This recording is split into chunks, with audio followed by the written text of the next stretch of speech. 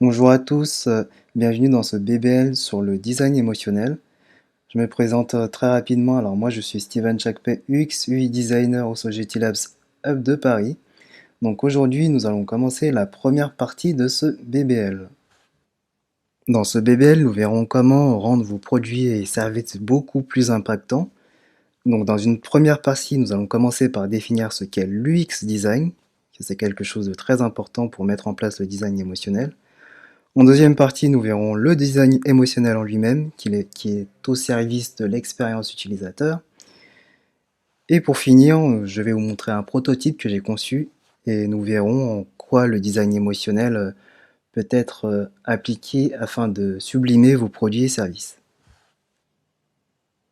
Avant de parler du UX design, nous allons d'abord évoquer ce qu'est le design de manière très succincte, puisqu'il est important de bien comprendre ce qu'est le design avant d'aller beaucoup plus loin.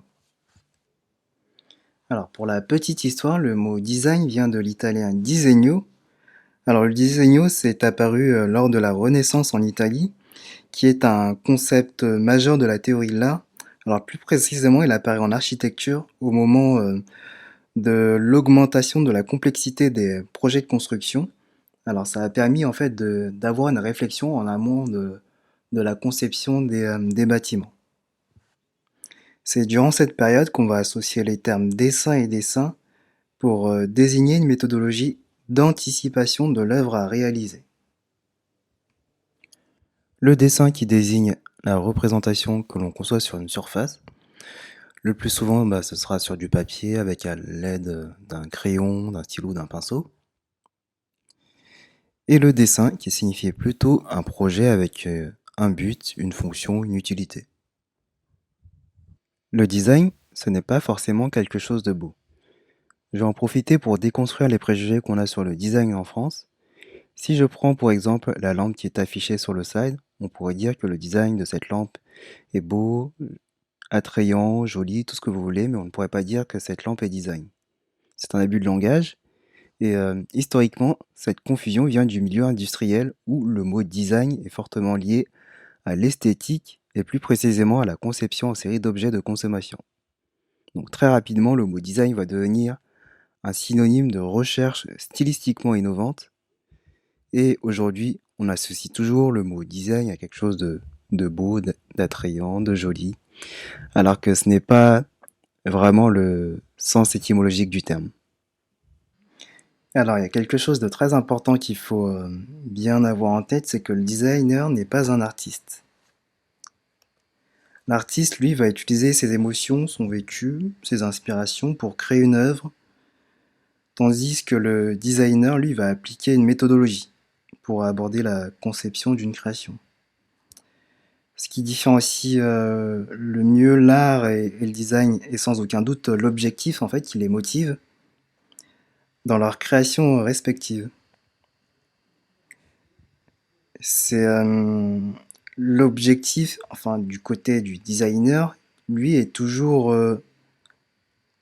comme on pourrait dire, commercial. Il y a toujours une approche business derrière, puisque l'idée en fait c'est de résoudre un problème existant et très souvent en fait ce sera un bien qui sera vendu ou un service qui sera vendu au consommateur. Maintenant qu'on en sait plus sur ce qu'est le design, on va aborder le terme de l'UX design, l'User Experience Design, donc le design d'expérience utilisateur. Qu'est-ce que c'est? L'UX design, c'est une discipline où on cherche à se rapprocher le plus possible des points de vue des utilisateurs ou des utilisateurs potentiels en vue de créer la meilleure expérience possible. Donc on va identifier les problèmes qu'ils rencontrent et essayer de répondre à ces problématiques. On dit que souvent dans une démarche UX, on inclut toujours les utilisateurs. Donc l'idée en fait c'est qu'à chaque étape du projet, on va aller prendre du feedback côté utilisateur. C'est ça qui va nous permettre de créer des expériences centrées utilisateurs. Alors l'approche UX, ça ne consiste pas à rendre les produits beaux, mais créer une interface simple d'utilisation. Sur Internet, on retrouve très souvent une comparaison entre deux bouteilles de ketchup différentes, une qui correspond à l'UI et une qui correspond à l'UX. Alors l'UI, qu'est-ce que c'est? C'est tout ce qui concerne l'interface utilisateur. Donc tout ce qui est typo, couleur, forme, etc., etc. Tout ce qui est visuel. Alors que l'UX est plus lié à l'expérience qu'on a avec le produit ou le service. Et là, ce sera le produit en l'occurrence. Mais je dois vous dire que cette comparaison est totalement fausse, elle n'est pas vraie du tout. Pour vous expliquer très brièvement, dans les deux cas, nous avons une UI, donc une interface avec des couleurs, une typo, une forme, et une UX, une expérience dans les deux cas, dans les deux conditions. C'est juste que sur la bouteille de gauche, l'expérience utilisateur sera mauvaise, puisque quand on arrive à la fin de la bouteille de ketchup, il faut taper très très fort pour pouvoir le faire sortir. Alors qu'avec la bouteille de droite, l'expérience a été améliorée, donc il suffit juste de presser doucement pour faire sortir le ketchup. L'expérience utilisateur est donc meilleure que sur la bouteille de gauche. L'UX designer, pour créer des expériences, utilise pour cela une méthode qui est appelée le design thinking. Le design thinking, c'est une méthode qui a été popularisée par l'agence américaine IDEO, qui se déroule en 5 étapes que je vais vous expliquer. De nos jours, les UX designers utilisent une méthodologie de conception très connue qui est le design thinking et qui se déroule en 5 étapes. Une première étape d'immersion, où on va chercher à comprendre les problématiques rencontrées par l'utilisateur, les freins. Une deuxième étape où on va définir la problématique sur laquelle on veut travailler. Une troisième phase où on va créer des ateliers d'idéation afin de générer des idées pour trouver des solutions face à la problématique qui a été énumérée. Une quatrième phase où on va concevoir, prototyper une solution. Et une cinquième étape où on va tester cette solution face à des utilisateurs cibles et potentiels. Alors on dit que c'est une méthodologie qui est centrée utilisateur, puisque régulièrement, lors des différentes phases, on va recueillir du feedback côté utilisateur pour avoir son avis sur la solution qui est en cours de conception. Donc on a toujours cette volonté d'être au plus près des besoins utilisateurs. Sur la très célèbre pyramide d'Abraham Maslow permettant de hiérarchiser les besoins des individus, Abraham a expliqué qu'il faut d'abord satisfaire le premier besoin, pour avoir la motivation nécessaire pour satisfaire le besoin du dessus.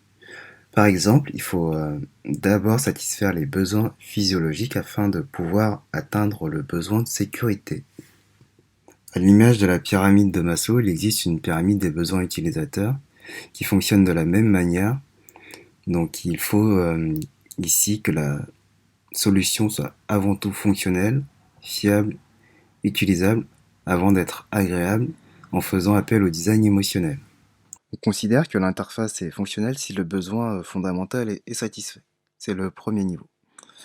Deuxième niveau, solution fiable qui permet d'avoir une expérience cohérente, sans accroc, sans bug, par exemple, sur une interface digitale. Donc l'expérience est fluide. Au troisième niveau, utilisable, on considère qu'elle est facile d'utilisation et qu'elle permet d'effectuer des tâches de manière très très fluide. Et au dernier niveau, qui est agréable, on considère que la solution procurera des émotions positives lors de son utilisation et qui pourrait même être recommandée par son utilisateur tellement il sera conquis par l'expérience qu'aura procuré la solution. On arrive donc à la fin de cette première partie qui traite de la définition de l'UX design.